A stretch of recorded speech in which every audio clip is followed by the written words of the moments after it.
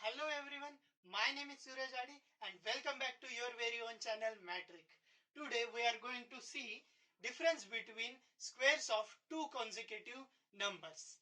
Before starting today's lecture, if you haven't subscribed our channel yet, do subscribe it, press the bell icon, share our videos with your colleagues, relatives and friends. So let's start. So what is square of 1? It is 1. And what is square of 2? It is 4. Now, what is difference between 4 and 1? It is 3. And what is sum of 1 and 2? It is also 3.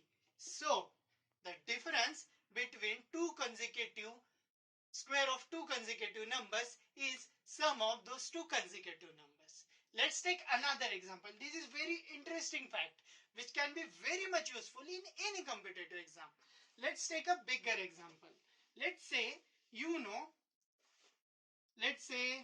what is square of 11? It is 121, right?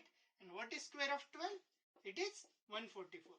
What is difference between 144 and 121? It is 23. And what is sum of 11 and 12? It is also 23. Now, we are going to see how this can be useful in different competitive exams. So, let's say we all know what is square of 30.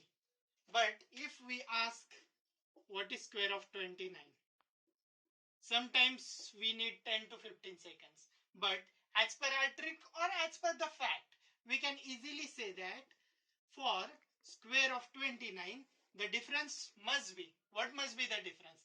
The difference must be sum of 30 and 29. It is 59.